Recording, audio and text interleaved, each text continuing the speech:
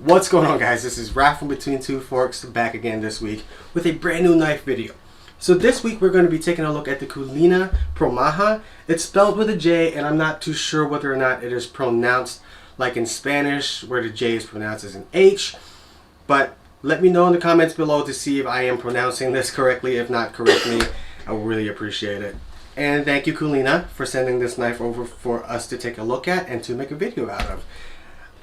So, before I get started into this, I have to say it. I have to say it every time. If you can hit that like button, hit that subscribe button, it'll mean the world to me, and it'll help me support all this craziness. So, on the Coolina website, if you guys have not seen this knife before, this is the Serbian chef knife that has kind of circulated around the internet since I think 2018, and it is made famous by Almazan Kitchen, I think.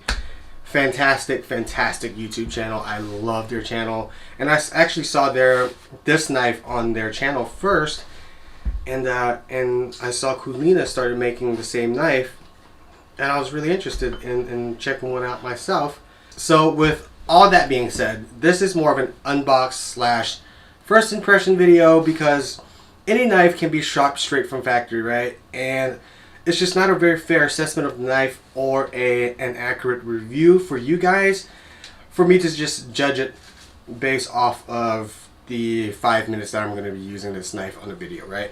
So I want to take this time to kind of take a look at the fit and finish of this knife and kind of go through the specs that they have on their website. And I will come back maybe 6 months down the line and see how it holds up after everyday use for like 6 months down the line, because I think that's more of an accurate statement to make at that point.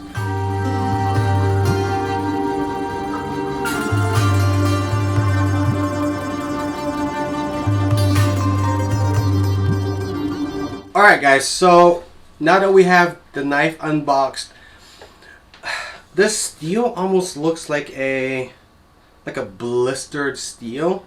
I don't know if you guys know what that is. I'm not going to take the time to explain it to you guys, because it would just be boring. But anyhow, based off of their website, just from the Coolina's website, I'll link it down below so you guys can go check this out.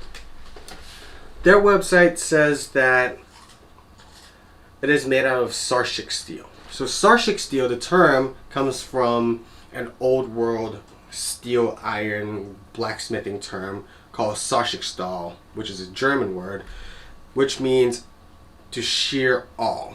So Sarschikstahl is one of the higher carbon, top grade, top quality steel at that time. This is about around the 1500s, where it is used to make, you know, your chisels, your knives, your good tools, I guess is the word, armor, weapon, things like that. So it's made out of Sarshik steel and heat treated to a 60 Rockwell hardness. And that's really all the information I have to say this is a high carbon steel. I'm not sure what the carbon content is, but to be considered high carbon steel, you need to at least have, if I remember correctly, 0.35 to 0.45 percentage of carbon in the anatomy of the steel. But enough of that boring stuff. Alright guys, so can you guys see this stuff on my hands? It's just like black, almost like pieces of carbon, or it's just all over my hands from handling this knife. It looks like it's coming from the steel itself, so I'm not even sure what it is. Yeah, it's coming straight off the steel itself.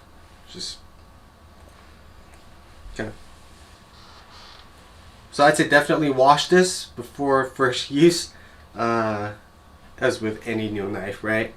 Now let's take a look at the fit and finish. I've noticed a few things as I'm looking at the full tang of this knife.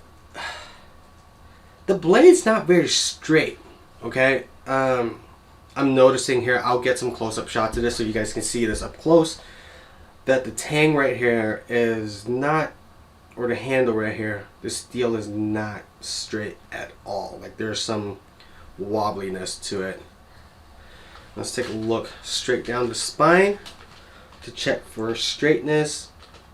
This is not the best way to do it, but it's a fairly simple and quick way to do it. And if you just look straight down the spine of the knife, I can actually see, because they say this is a hand hammered or hand forged knife, maybe these are just hammer marks or imperfection from just hammering, I don't know, but there are plenty of really good blacksmiths out there that, or bladesmiths out there that make knives by hand. And yeah, I mean, if I'm looking straight down this way, you can see it's fairly wobbly. Even if I look down the blade horizontally, you can see that there's kind of a cup in it, so it's not very straight. Huh. Okay.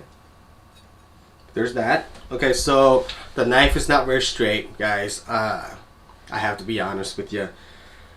The handle feels nice. The handle is longer. It's a fairly decent sized handle. It's actually very comfortable. The edges are a little hard on the knife, so you might develop blisters if you cut for a very, very long time. So there's that. But the handle is nice. The handle is very comfortable. There are some slight gapping in the handle. I'll get a shot of that as well so you guys can see it. But overall, if you have bigger hands, if you have large hands, this longer handle will be very nice for you guys. Okay, so with all that being said, I know there's some slight warpage. It could be from the heat treatment. It could be from hand hammering.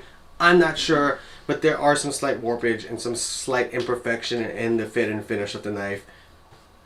But like I said, the handle is very comfortable, and this is just not one of those super polished knives.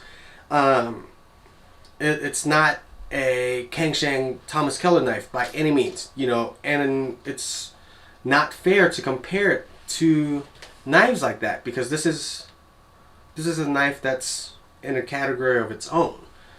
It's for outdoor use. It's rugged. It's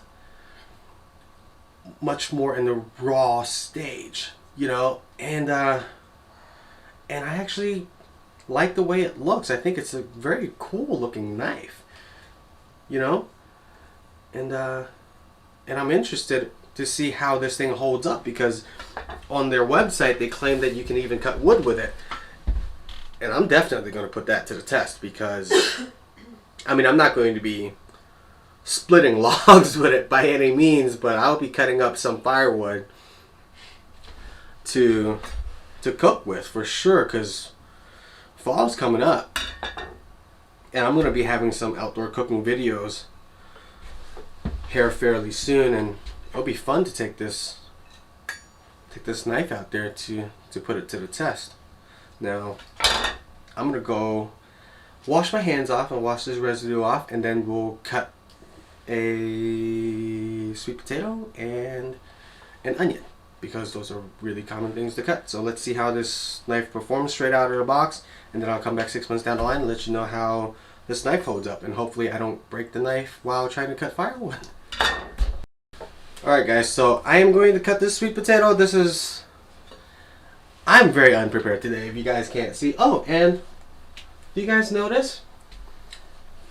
It's fall. It's almost fall time, so I have incorporated a bunch of fall stuff from my wife's collection, because she is a huge Halloween fan. So I stole a couple of things from her. Don't tell her though.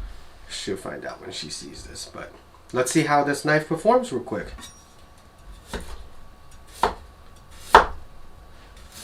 And it cuts very smoothly straight through the sweet potato. I mean, it's very sharp, and it's holy smokes. I mean, I didn't expect it to cut that. Sorry to say that, but I didn't expect it to cut that smoothly through the sweet potato. And you know what's kind of cool about this is that there are some slight imperfection, like hammer marks, all over the surface of the blade, right? And because of those imperfections, it almost makes it like a non-stick surface, kind of like a carving knife where the coolins like purposely, you know, machined into the side of the blade, where it creates air pockets, and this naturally just kind of creates these very, very tiny air pockets that makes the knife non-stick. Yeah, that cuts really nice. That actually cuts really nice. I actually like that a lot. That's really, and it's such a fun knife, right? I mean, this is a really fun knife to have on the wall, that people can just come in and look at it and go, "Whoa, what kind of knife is that?" You know, and then.